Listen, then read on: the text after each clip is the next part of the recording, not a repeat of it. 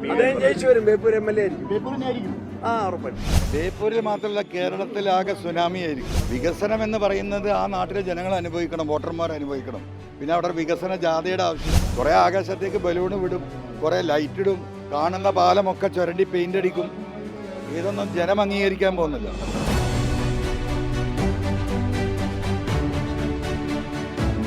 നിയമസഭാ തെരഞ്ഞെടുപ്പിൽ ബേപ്പൂരിൽ UDFന്റെ സ്ഥാനാർത്ഥി PV അൻവർ ആയിരിക്കുമെന്ന് സണ്ണി ജോസഫ്, KPCC പ്രസിഡന്റ് സണ്ണി ജോസഫ് പറഞ്ഞു കഴിഞ്ഞു.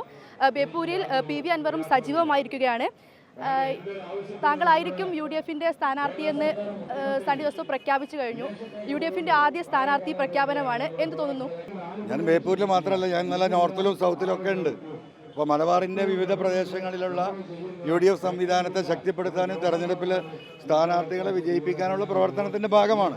അത്ര കണ്ടാൽ മതി. അതിന് ഇങ്ങനെയായിരിക്കും ബേപ്പൂരിൽ ഒരു പ്രവർത്തന രീതികളെല്ലാം. ബേപ്പൂരിൽ മാത്രമല്ല, കേരളത്തിലാകെ സുനാമി ആയിരിക്കും. ഓരോ ഇവിടുത്തെ ജനവും ഓരോ UDF പ്രവർത്തകനും 10 ആളായി മാറും. കേരളത്തിലെ 140 സ്ഥാനാർത്ഥികളല്ല ഉണ്ടാകാൻ പോകുന്നത്. കേരളത്തിലെ 3.5 കോടി ജനങ്ങളും ഈ പിണറായിസത്തിനെതിരെ സ്വയം സ്ഥാനാർത്ഥികളായി മാറി മത്സരിക്കുന്ന മുഴുവൻ UDFന്റെ സ്ഥാനാർത്ഥികളെയും വിജയിപ്പിക്കുന്ന തരത്തിലുള്ള വലിയ പ്രവർത്തനത്തിലേക്ക് കേരളത്തിൽ അങ്ങോളം ഇങ്ങോളം UDF മുന്നേറും. Beypore MLA കൂടിയായിട്ടുള്ള PM Muhammad Riyas, മന്ത്രി PM മുഹമ്മദ് റിയാസ് പറഞ്ഞിരിക്കുന്നത് അവിടെ ആര് മത്സരിക്കാൻ എത്തിയാലും കഴിഞ്ഞ തവണത്തേക്കാൾ ഭൂരിപക്ഷത്തിൽ LDF വിജയിക്കുമെന്നാണ്. അല്ല, അത് അദ്ദേഹത്തിൻ്റെ വിശ്വാസമാണ്. അദ്ദേഹത്തിന് ജനങ്ങളെക്കുറിച്ചുള്ള ധാരണ അതാണ്. അദ്ദേഹം ഇപ്പോൾ അവിടെ ഒരു ജനവികസന യാത്ര നടത്തുന്നുണ്ടല്ലോ. ആ യാത്രയുടെ ആവശ്യം എന്താണ്? വികസനം എന്ന് പറയുന്നത് ആ നാട്ടിലെ ജനങ്ങൾ അനുഭവിക്കണം, വോട്ടർമാർ അനുഭവിക്കണം. പിന്നെ അവിടെ വികസന ജാഥയുടെ ആവശ്യമില്ല.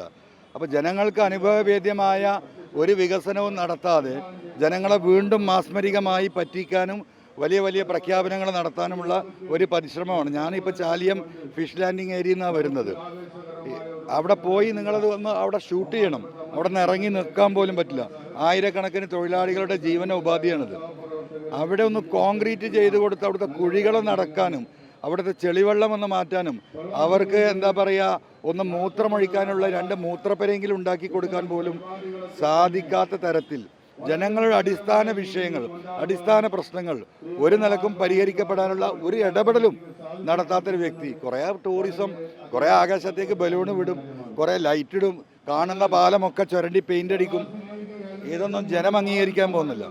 ആ വോട്ടർമാർ അനുഭവിച്ചു കൊണ്ടിരിക്കുന്ന നിരവധിയായ വിഷയങ്ങളുണ്ട്. വിദ്യാഭ്യാസ രംഗം, ഒരു സർക്കാർ കോളേജില്ലാത്ത മണ്ഡലം മനസ്സിലാക്കണം നിങ്ങൾ.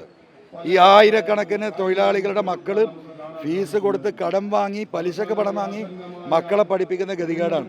മത്സ്യത്തൊഴിലാളികളുമായി ബന്ധപ്പെട്ട ഒരു വിഷയത്തിലും അവിടെ ഇടപെട്ടിട്ടില്ല. അപ്പോൾ ഇതൊക്കെ ജനങ്ങൾ ചർച്ച ചെയ്യൂലേ?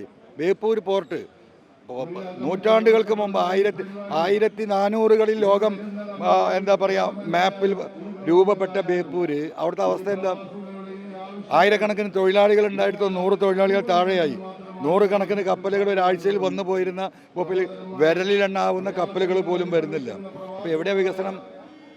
തൊഴിൽശാലകൾ മുഴുവൻ അടച്ചുപൂട്ടി, സ്റ്റീൽ ഫാക്ടറി അടച്ചുപൂട്ടി, എല്ലാ മേഖലയും അടച്ചുപൂട്ടി. ഒരാൾക്ക് തൊഴിൽ കൊടുത്തു എന്ന് ഈ പറയുന്ന മുഹമ്മദ് റിയാസിന് ജനങ്ങളോട് പറയാൻ പറ്റുമോ?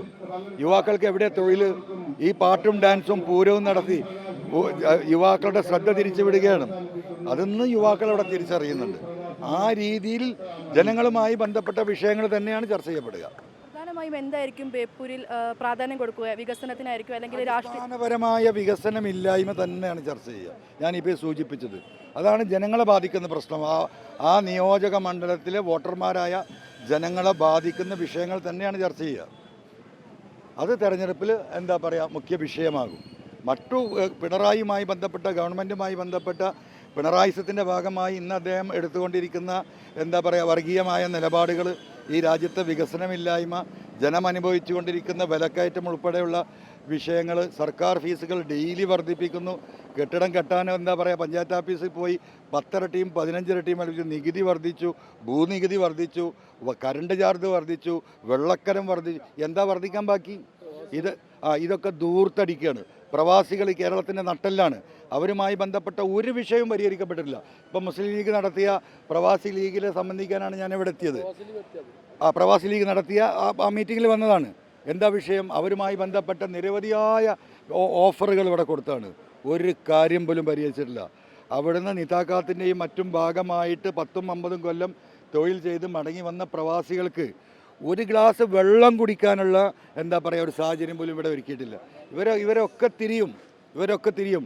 അവർക്ക് കൊടുത്തിരുന്ന പെൻഷൻ ഇല്ലാതെയായി, അവർക്ക് കൊടുത്തിരുന്ന വിദ്യാഭ്യാസ സൗകര്യം ചെയ്യും, വലിയ രീതിയിൽ എന്താ പറയുക പലിശയില്ലാതെ ഞങ്ങൾ സംരംഭങ്ങൾ തുടങ്ങാൻ വേണ്ടിയിട്ട് ഞങ്ങൾ സാമ്പത്തിക സൗകര്യം ചെയ്യും.